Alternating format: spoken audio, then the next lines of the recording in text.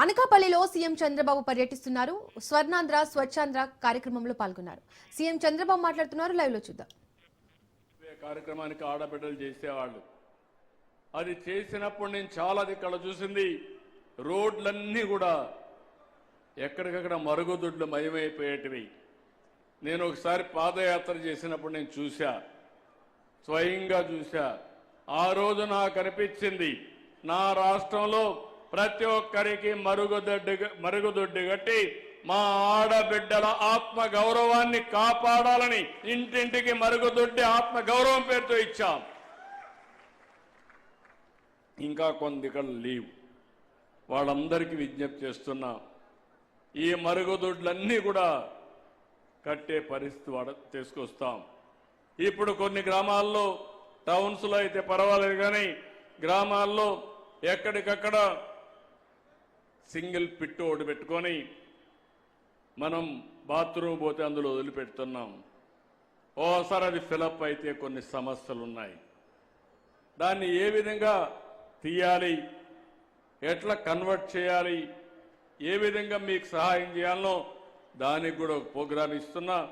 ఆ ప్రోగ్రాం ప్రకారం మీ మరుగుదొడ్ల నుంచి ఏదైతే మీరు వదులుతారో సింగిల్ పిట్లోకి లేదా డబుల్ పిట్లోకి, అవన్నీ కూడా టైం ఇచ్చి ఎక్కడికక్కడ తీసి వేరే దిక్కున పంపించే కార్యక్రమానికి కూడా శ్రీకారం చుడతామని చెప్పి కూడా నేను మీకు తెలియజేస్తున్నా. ఇక్కడ నేను ఎప్పటికప్పుడు మీ అభిప్రాయాలు తీసుకుంటున్నానా లేదా? నేను ఐవీఆర్ఎస్ అడుగుతున్నానంటే చేతుల పైకెత్తండి. పెన్షన్ వస్తే వచ్చుతానే మళ్ళీ అడుగుతాను, మా ఆఫీసర్ మీ దగ్గరికి వచ్చాడా, మీ ఇంటి దగ్గరనే పింఛన్ ఇచ్చాడా, ఏమన్నా డబ్బులు అడిగాడా, లేకపోతే మిమ్మల్ని తక్కువగా మాట్లాడా, ఇవన్నీ అడుగుతున్నానా లేదా? అన్నీ అడుగుతున్నా. నేను ఒకప్పుడు మా రామకృష్ణ గారు చెప్పారు, ఇప్పుడే నాకు ఒక అవార్డు వచ్చిందని. నేను ఒకప్పుడు ఈజ్ ఆఫ్ డూయింగ్ బిజినెస్ మాట్లాడేవాడిని, తర్వాత స్పీడ్ ఆఫ్ డూయింగ్ బిజినెస్ మాట్లాడుతున్నా. అందుకే ఈరోజు ఇంత పెట్టుబడులు వచ్చాయి కూడా నేను చెప్తాను.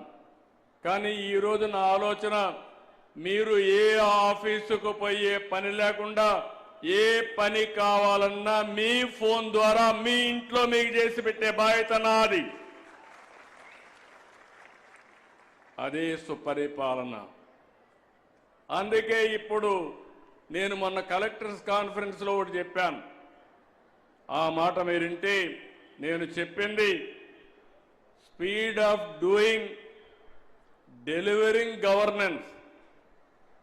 గవర్నమెంట్ సేవల్ని ఎంత తొందరగా మీకు ఇవ్వగలుగుతాం, ఎంత స్పీడ్గా ఇవ్వగలుగుతాం, ఎంత అవినీతి లేకుండా ఒక్క పైసా డబ్బులు అడగకుండా మీకు సేవలు ఏ విధంగా అందిస్తామని నేను ఆలోచిస్తున్నా.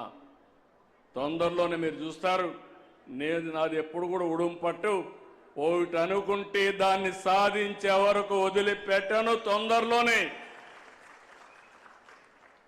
దేశం, ప్రపంచంలో ఎవరైనా సరే పరిపాలన ఏ విధంగా ఉండాలంటే దానికి చిరునామాగా ఆంధ్రప్రదేశ్ ఉంటుందని చెప్పి మరొక్కసారి విజ్ఞప్తి చేస్తున్నా. ఇప్పుడే రామకృష్ణ గారు అన్నారు, కష్టాల్లో ఉంది, దివాలా తీసిన రాష్ట్రం, అన్ని పనులు అవుతాయంటే నేను ఒకటే ఆలోచించా. మాట ఇచ్చాం. నేను, మా మిత్రుడు పవన్ కళ్యాణ్ గారు, అదేవిధంగా ప్రధానమంత్రి నరేంద్ర మోడీ గారు, మేము ఒకటే ఆలోచించాం. ఎన్ని ఇబ్బందులున్నా సరే కష్టపడదాం, అధిగమిద్దామని చెప్పాం. సూపర్ 6 అన్నాం, సూపర్ హిట్ చేసి మీ రుణం తీర్చుకున్నాం. ఇక్కడతో ఆగల, ఇంకా చాలా పనులున్నాయి. దానికోసం ముందుకు పోతున్నాం. ఈరోజు ఇక్కడికి వచ్చినప్పుడు జిల్లా కలెక్టర్కి విజ్ఞప్తి చేస్తున్నా, ఎస్ఏలో స్వచ్ఛాంధ్రలో మీరు 13వ ప్లేస్లో ఉన్నారు. Be clear. 26 జిల్లాలో సగంలో మీరున్నారు. తొందరలోనే మీరు ఫస్ట్ 2లో లేదా నెంబర్ 1లో ఉండాలి. దానికి మీరు స్ట్రగుల్ చేయాల్సిన అవసరం ఉంది. నేను ఇప్పుడు కొత్త పద్ధతి పెట్టుకున్నాను. నన్ను నేనే ఎంత బాగా చేశానో బేరే చేసుకుంటున్నా. మా ఎమ్మెల్యేలు బేరే చేసుకుంటున్నా. మిత్రపక్షాలైన ఎంపీలది కూడా అసెస్ చేస్తున్నా. మళ్ళా వాళ్ళని గెలిపించే బాధ్యత, గెలవాల్సిన అవసరం ఈ రాష్ట్రానికి ఉంది కాబట్టి అవి కూడా అనలైజ్ చేసుకుంటున్నా. కలెక్టర్స్ పనితనాన్ని కూడా చూస్తున్నా. ఎస్పీల పనితనాన్ని చూస్తున్నా. మీ గ్రామంలో ఉండే చిన్న అధికారి ఉంటే ఆ అధికారి పనితనాన్ని కూడా చేసి ఒకసారి చెప్తా, రెండోసారి చెప్తా, మారకపోతే ఏం చేయాలన్నా మారే వరకు వదిలిపెట్టనని మరొకసారి మీ అందరికీ హామీ ఇస్తున్నా. నా ఆలోచన ఒకటి, ఈ రాష్ట్రాన్ని బాగు చేసుకోవాలి. అది మన చేతుల్లో ఉంది. ఈరోజు మీరు ఒక్కసారి చూస్తే ఈ కూటమి ప్రభుత్వం వచ్చిన తర్వాత అనకాపల్లి జిల్లా ఒక పరిశ్రమల హబ్గా తయారైంది. పరిశ్రమల కోసం రాంబెల్లి, పూడి, నక్కపల్లి, వల్లూరు, మాకవరపాడెం 24,843 ఎకరాలు అభివృద్ధి చేస్తున్నాం.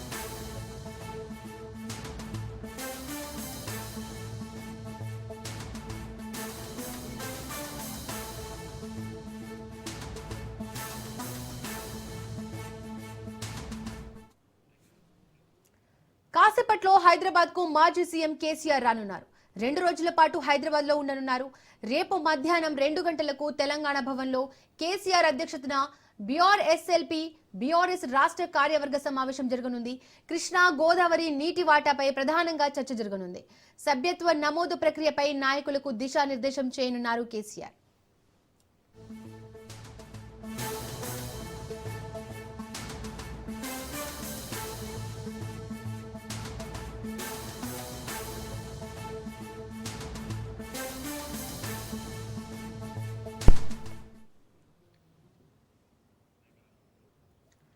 కాసేపట్లో హైదరాబాద్ కు మాజీ సీఎం కేసీఆర్ రానున్నారు. 2 రోజుల పాటు హైదరాబాద్ లో ఉండనున్నారు. రేపు మధ్యాహ్నం 2 గంటలకు తెలంగాణ భవన్ లో కేసీఆర్ అధ్యక్షతన బీఆర్ఎస్ఎల్పీ బీఆర్ఎస్ రాష్ట్ర కార్యవర్గ సమావేశం జరగనుంది. కృష్ణా గోదావరి నీటి వాటాపై ప్రధానంగా చర్చ జరగనుంది. సభ్యత్వ నమోదు ప్రక్రియపై నాయకులకు దిశానిర్దేశం చేయనున్నారు కేసీఆర్.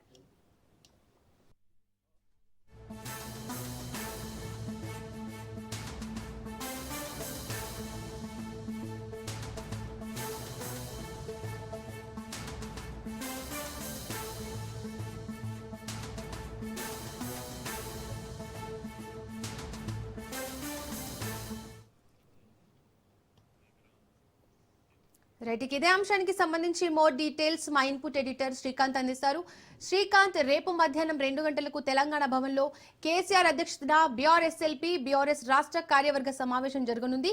ఈ సమావేశంలో ఎలాంటి అంశాలపై చర్చించే అవకాశం ఉంది? Deepika, good afternoon.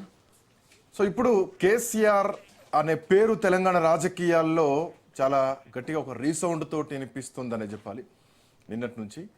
సో ఈరోజు అంటే ఇప్పుడే కేసీఆర్ ఫామ్ హౌస్ నుంచి బయలుదేరారు. ఎర్రవెల్లి ఫామ్ హౌస్ నుంచి బయలుదేరారు. మరి కాసేపట్లోనే నందినగర్ ఇంటికి చేరుకోబోతున్నారు. రేపు కేసీఆర్ తెలంగాణ భవన్ కు చేరుకోబోతున్నారు. తెలంగాణ భవన్ లో కేసీఆర్ పార్టీ నాయకులకు, కార్యకర్తలకు దిశానిర్దేశం చేయబోతున్నారు. అండ్ ఇక్కడ నుంచి ఒక కార్యాచరణ రూపొందించేటువంటి అవకాశం కనిపిస్తోంది. కేసీఆర్ మరొక్కసారి తెలంగాణ రాజకీయాల్లో క్రియాశీలక పాత్ర పోషించేటువంటి ఆ రోజు, ఆ సమయం ఆసన్నమైందన్నది స్పష్టంగా కనిపిస్తోంది. అండ్ మరికొద్ది రోజుల్లోనే మహబూబ్ నగర్లో ఒక భారీ బహిరంగ సభ కూడా ఏర్పాటు చేసి కేసీఆర్ ఒక గర్జన లాంటి సభతో మళ్ళీ ప్రజల్లోకి రావడానికి సిద్ధమవుతున్నారు. దానికి నాందిగానే రేపు తెలంగాణ భవన్లో కేసీఆర్ కార్యకర్తలకు, పార్టీ నాయకులకు దిశానిర్దేశం చేయడానికి సిద్ధమవుతున్న స్పష్టంగా కనిపిస్తోంది. ఇట్లాంటి నేపథ్యంలో కేసీఆర్ ఇంతకాలం రాజకీయాలకు, క్రియాశీల రాజకీయాలకు దూరంగా ఉన్నారు. ఫామ్ హౌస్కే పరిమితమయ్యారు. కానీ కేసీఆర్ పేరు మాత్రం రాజకీయాల్లోంచి పక్కకు తప్పుకోలేదు. ఏ రోజు కేసీఆర్ పేరు లేకుండా తెలంగాణ రాజకీయం నడిసింది లేదు. ఇక ఇప్పుడు అట్లాంటి కేసీఆర్ ఎంట్రీ ఇవ్వబోతున్నారు. సో ఏం మాట్లాడబోతున్నారు కేసీఆర్? ఏ కాజ్తో బయటికి రాబోతున్నారు? జనరల్గా చాలా సందర్భాల్లో ప్రధాన ప్రతిపక్ష నాయకుడు అధికార పార్టీ చేసేటువంటి తప్పిదాలను కానీ అధికార పార్టీ వ్యవహరిస్తున్నటువంటి వ్యవహార శైలిని కానీ ఏ రోజుకి ఆ రోజు ఎండగడుతూ ఉంటారు. మనం చూసాం గతంలో చాలా మంది ముఖ్యమంత్రుల్ని, మాజీ ముఖ్యమంత్రుల్ని. సో ఇప్పుడు కూడా మనం చూస్తున్నాం చంద్రబాబు నాయుడు వర్సెస్ వైఎస్ జగన్మోహన్ రెడ్డి ఏ రోజు కాదు ఆ రోజు గ్రౌండ్లోనే ఉంటారు. గతంలో జగన్మోహన్ రెడ్డి ముఖ్యమంత్రిగా ఉన్నటువంటి టైంలో కూడా చంద్రబాబు నాయుడు ఏ రోజుకి ఆ రోజు ప్రత్యక్ష రాజకీయాల్లో గ్రౌండ్లో ఉన్నారు. కానీ కేసీఆర్ వ్యవహార శైలి ఎట్లా ఉండదు. కేసీఆర్ అనేటువంటి వ్యక్తి ఒక కారణంతో, ఒక కాజ్తో, ఒక ఆయుధంతోనే వస్తారు. ఆ ఆయుధమే గతంలో తెలంగాణ రాష్ట్రం అనే నినాదంతో తెలంగాణ ఉద్యమాన్ని తీసుకొని తెలంగాణ ఉద్యమాన్ని ముందు నడిపించి 14 ఏళ్ళు మలిదశ ఉద్యమాన్ని నడిపించి ఆ తర్వాత తెలంగాణ రాష్ట్రాన్ని సాధించడంలో అవునన్నా కాదన్నా కేసీఆర్ది ప్రధానమైనటువంటి పాత్ర అని చెప్పడంలో ఎట్లాంటి సందేహం లేదు. ఆయన చేసినటువంటి నిరాహార దీక్షలు కానీ, కేసీఆర్ సచ్చుడో తెలంగాణ వచ్చుడో అన్నటువంటి నినాదంతో జనాల్లోకి తీసుకెళ్లడం కానీ, సాగరహారం కానీ, మిలియన్ మార్చ్ కానీ, ఇవన్నీ కూడా తెలంగాణ చరిత్రలో ఒక అద్భుతమైనటువంటి ఘట్టాలు. సో అట్లాంటి కేసీఆర్ తెలంగాణ రాష్ట్రం ఆవిర్భవించిన తర్వాత 2 సార్లు ముఖ్యమంత్రిగా 2 దఫాలుగా ఉన్నారు. ఆ తర్వాత ప్రభుత్వాన్ని కోల్పోయిన తర్వాత ఆయన ఫామ్ హౌస్కే పరిమితమయ్యారు. ఇక ఇప్పుడు కేసీఆర్ మళ్ళీ వస్తే ఏ కాజ్తో వస్తారు? అదే మనకు తెలంగాణ మొత్తం ఊహించుకుంటున్నట్టుగా మేధావర్గం నుంచి కేసీఆర్ జల మార్గాన్ని ఎంచుకున్నది స్పష్టంగా కనిపిస్తోంది. ఇప్పటికే అటు కేంద్రం ఇటు రాష్ట్రం కలిపి తెలంగాణ నీటి వాటా అన్యాయం జరుగుతోంది. కృష్ణానదిలో మన వాటా మనకు రావడం లేదు. అటు గోదావరి నదిలో కూడా 70% తెలంగాణ పరివాహక ప్రాంతంలో పారుతున్నా కానీ ఆ గోదావరి నీళ్లను బనకచెర్ల రెగ్యులేటర్కి మళ్ళిస్తూ తెలంగాణకు అన్యాయం చేస్తున్నారు. ఆల్మోస్ట్ అటు వరంగల్ కానీ, ఇటు ఆదిలాబాద్ కానీ, కరీంనగర్ లాంటి జిల్లాలు, ఇటు నల్లగొండ వరకు కూడా తెలంగాణ మొత్తం కూడా ఎడరయ్యేటువంటి అవకాశం ఉంటుంది. గోదావరి జలాలను కృష్ణా ట్రిబ్యునల్కు తరలిస్తే గనక తెలంగాణ ఎడరయ్యేటువంటి అవకాశం ఉంటుంది. కాళేశ్వరానికి పూర్తిగా నీటి ప్రవాహం కూడా తగ్గేటువంటి ప్రమాదం ఏర్పడుతుంది. సో అది తెలంగాణ రాష్ట్ర తెలంగాణలో ప్రతిపక్షాలు పూర్తిగా దాన్ని విభేదించాయి. ఇక ఇప్పుడు ఏపీ మళ్ళీ దాని పేరు మార్చుకుంది. నల్లమల సాగర్ లింక్గా, అంటే పోలవరం బనకచెర్ల లింకును ఇప్పుడు పోలవరం నల్లమల సాగర్గా లింక్గా మారి సో పేరు మార్చుకొని వస్తున్నారు. ఇది తెలంగాణకు భారీ నష్టం జరగబోతోంది. కృష్ణా గోదావరి నదీ జలాల్లో తెలంగాణకు అన్యాయం జరగబోతోంది. నల్లమల సాగర్కు, అంటే బనకచెర్ల నల్లమల సాగర్కు ఒకవేళ ప్రాజెక్టు గనక ఓకే అయితే గనక ఇందులో పాలమూరు, రంగారెడ్డి జిల్లాలకు రావాల్సినటువంటి నీటి వాటా పూర్తిగా తగ్గిపోతుంది. ఆ జిల్లాలు ఎడారయ్యేటువంటి ప్రమాదం కూడా ఏర్పడేటువంటి అవకాశం ఉంటుంది.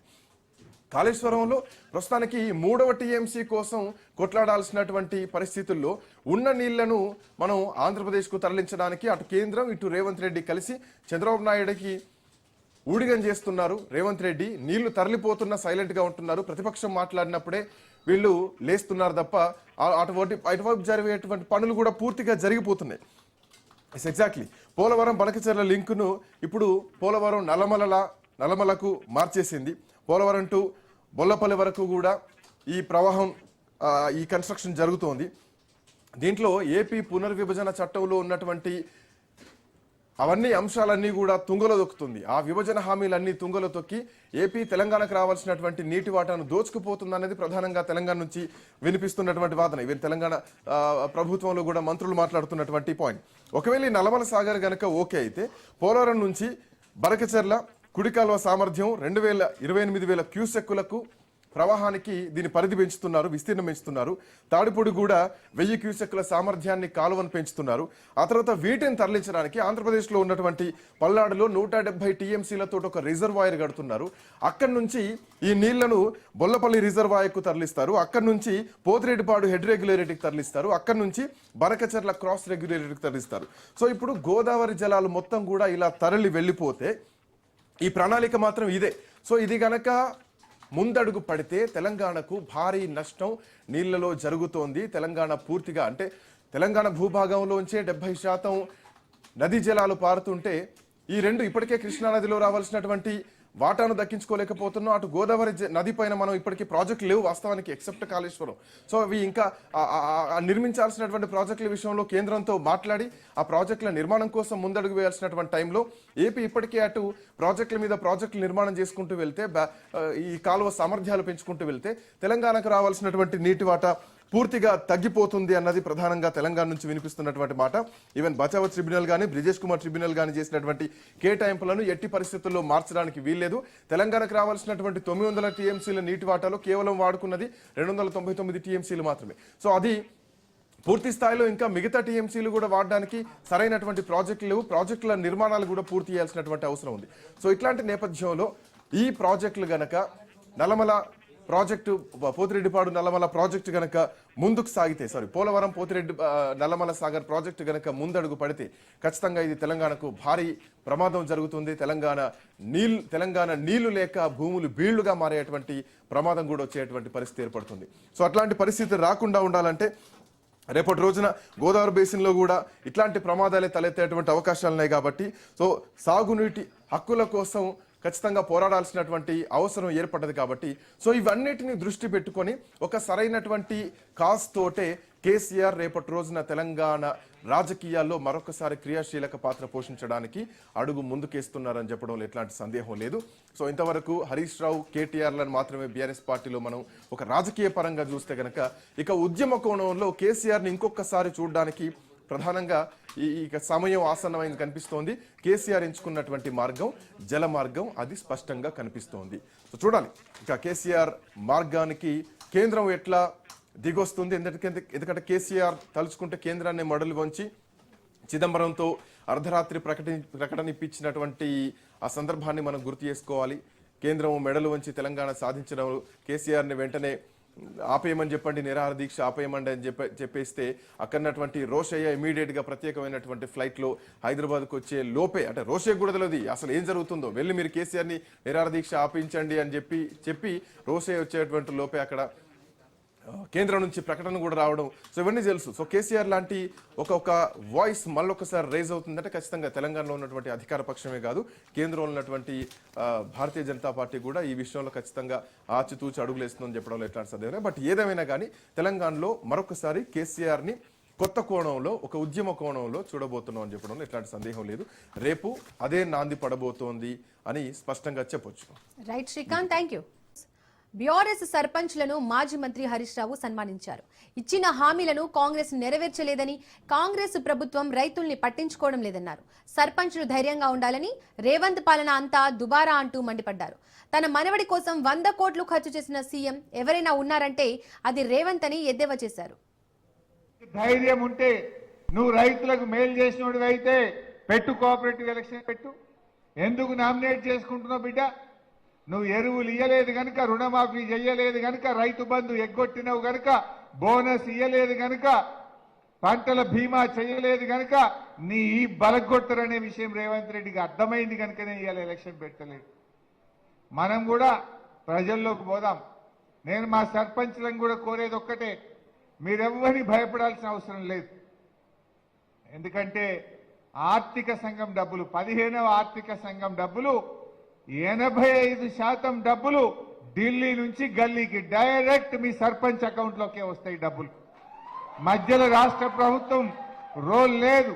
నా రేవంత్ రెడ్డి ఆపలేడు, నా మంత్రి ఆపలేడు, నా ఎవ్వడు ఆపలేడు. ఢిల్లీ నుంచి డబ్బులు డైరెక్ట్ గా సర్పంచ్ల అకౌంట్లలోకే వస్తాయి.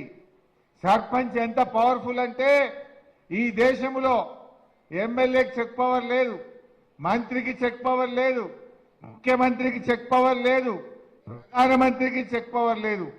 గ్రామ సర్పంచ్కే ఉంది, రాష్ట్రపతికే చెక్ పవర్ ఉంటుంది. You are that powerful. మీకే చెక్ పవర్ ఉంటుంది. ఆ పైసలు ఎవడో ఆపుతాడు, ఎవడో ఆగబడతాడు అని భయపడాల్సిన లేదు. ఆర్థిక సంఘం నిధులు 85% నిధులు నేరుగా సర్పంచ్ల ఖాతాల్లో జమ అవుతాయి. మీరెవరు భయపడాల్సిన అవసరం లేదు. ఈజీఎస్ డబ్బులైనా, ఈజీఎస్ పట్ల నిర్ణయమైనా ఎవరైనా గ్రామ ప్రథమ పౌరుడు సర్పంచ్ గారే నిర్ణయిస్తారు. ఇవాళ రేవంత్ రెడ్డి ఎట్లయిపోయిందంటే అంత దుబారా. మొన్న ఫుట్బాల్ ఆడింది చూసిరా? ఎవరి కోసమే ఫుట్బాల్ అది? ఈయన మనుమడి షోకు తీర్చుకోవడం కోసం 100 కోట్ల రూపాయలు ఖర్చు పెట్టిండు. నువ్వు ఫుట్బాల్ ఆడితేంది, నువ్వు ఏం ఆడితే మాకేందా రేవంత్ రెడ్డి? సింగరేణి కాలనీసి 10 కోట్ల రూపాయలు తీసుకుపోయి ఫుట్బాల్ మ్యాచ్కు పెట్టిండు. గవర్నమెంట్ ఖజానాకెళ్ళి ఈయన నేర్చుకోవడానికి 5 కోట్లతో స్టేడియం కట్టుకున్నాడు ఒక్కడే. 5 కోట్లు పెట్టి ఈయన సొంతం స్టేడియం కట్టిండు గవర్నమెంట్ పైసలతో. నీ సొంతం పైసలతో కట్టుకో. గవర్నమెంట్ డబ్బులతో ఇలా స్టేడియం కట్టిండు రేవంత్ రెడ్డి. సిఎస్ఆర్ నిధులు 100 కోట్ల రూపాయలు ఖరాబ్ చేసిండు. అరే గా సింగరేణి 10 కోట్లుంటే ఆనాడు కేసీఆర్ ఏం చేసిండు? సింగరేణి సిఎస్ఆర్ డబ్బులను.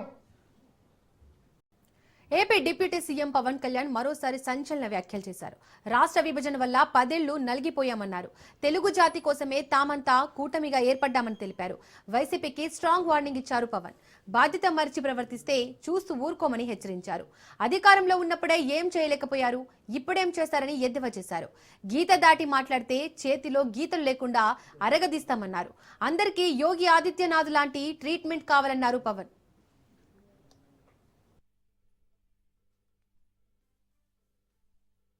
మన తెలుగు నాయకులు ఒకళ్ళు బూర్గుల రామకృష్ణారావు గారు తెలంగాణ ముఖ్యమంత్రిగా పనిచేసి తెలుగు వారందరూ ఏకం కావాలి అని చెప్పి ముఖ్యమంత్రిగా ఉండి తను స్వచ్ఛందంగా పదవి దిగిపోయి తెలంగాణ ముఖ్యమంత్రిగా పదవి దిగిపోయి ఆంధ్రప్రదేశ్ ఉమ్మడిగా ఏర్పడటానికి విలీనం చేశారు, త్యాగం చేశారు. ఆయన ఒకళ్ళని ఎప్పుడు స్మరించుకుంటా ఉంటారు, ఆయన గుండెల్లో ఉంటారు. తెలుగువాడి ఉనికి లేని రోజున మద్రాస్ ప్రెసిడెన్సీలో ఉన్న రోజుల్లో తెలుగు వారిని గొల్టీలుగా అనే సంబోధించే సమయంలో కించపరిచే విధానంలో ఉంటే తెలుగువారి ఆత్మగౌరవం కోసం, తెలుగువారి సంక్షేమం కోసం ఎవరి ప్రాణత్యాగాల మీద ఈ నేల ఏర్పడిందో, ఎవరి ప్రాణ దేహత్యాగంతో ఈ రాష్ట్రం ఏర్పడిందో వారిని స్మరించుకోవటం మన కర్తవ్యం. కూటమి ప్రభుత్వం అంటే ఇంతమంది కలిస్తే ఇన్ని విభిన్నమైన నేపథ్యాల నుంచి, విభిన్నమైన పార్టీల భావజాలం నుంచి వీళ్ళెవరు నా ఫ్రెండ్స్ కాదు, నా అన్నదమ్ములు కాదు, ఒక కుటుంబం కాదు. మేమందరం కలిపి ఒకటే కుటుంబం కోసం ఆలోచించాం. తెలుగు జాతి కోసం, ఆంధ్రప్రదేశ్ కోసం, మీకోసం మేమందరూ ఏకమయ్యాం. దేనికి నష్టాలైపోతుంది? విభజన జరిగింది, విభజన తర్వాత నష్టపోతా ఉన్నాం. 10 సంవత్సరాలు నలిగిపోయాం. ఇంకోసారి నలిగిపోకూడదన్న ఉద్దేశంతో మొదటి రోజు నుంచి కూటమి ప్రభుత్వం కోసం తపన పడ్డాం. మీకు కరెక్ట్ గా యోగి ఆదిత్యనాథ్ లాంటి ట్రీట్మెంట్ కనుక ఒక్కొక్కడికి ఇస్తే, రౌడిజం అంటే కాలు కీలు తీసి మడత పెట్టి కింద కూర్చోపెడితే అప్పుడు వామపక్ష తీవ్రవాదులతో మనం ఏకీభవించకపోవచ్చు.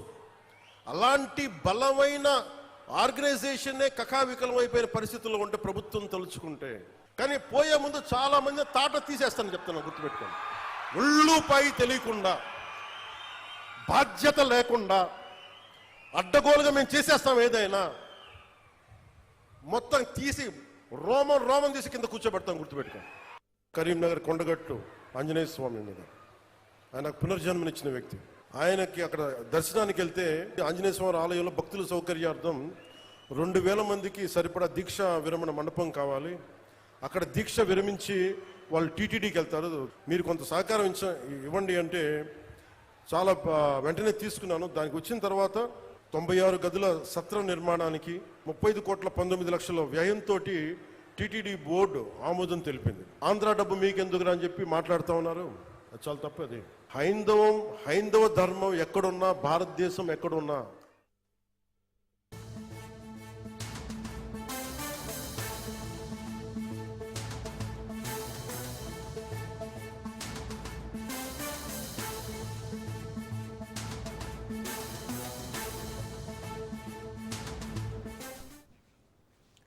శ్రీకాకుళం జిల్లా పరిషత్ కార్యాలయంలో నిర్వహించిన సర్వసభ్య సమావేశం గందరగోళంగా మారింది. అధికార పార్టీ నాయకులు, ప్రతిపక్ష పార్టీ నాయకుల మధ్య మాటల యుద్ధం సాగింది. పెండింగ్ పనుల బిల్లులు పూర్తి కాలేదని సభ్యులు ఆందోళన వ్యక్తం చేశారు. స్థానిక ఎమ్మెల్యేలు ఈ విషయంపై పూర్తిగా పట్టించుకోవడం లేదని వైసీపీ నేతలు ఆరోపించగా అధికార పార్టీ నాయకులు తీవ్రంగా స్పందించారు. దీంతో సభ గందరగోళంగా మారింది.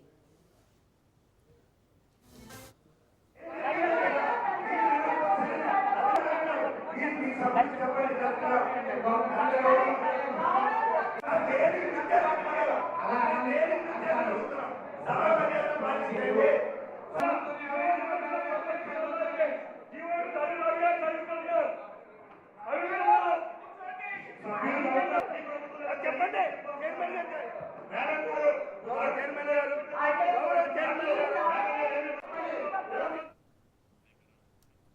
శ్రీకాకుళం జిల్లా పరిషత్ కార్యాలయంలో నిర్వహించిన సర్వసభ్య సమావేశం గందరగోళంగా మారింది.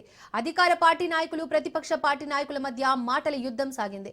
పెండింగ్ పనుల బిల్లులు పూర్తి కాలేదని సభ్యులు ఆందోళన వ్యక్తం చేశారు. స్థానిక ఎమ్మెల్యేలు ఈ విషయంపై పూర్తిగా పట్టించుకోవడం లేదని వైసీపీ నేతలు ఆరోపించగా అధికార పార్టీ నాయకులు తీవ్రంగా స్పందించారు. దీంతో సభ గందరగోళంగా మారింది.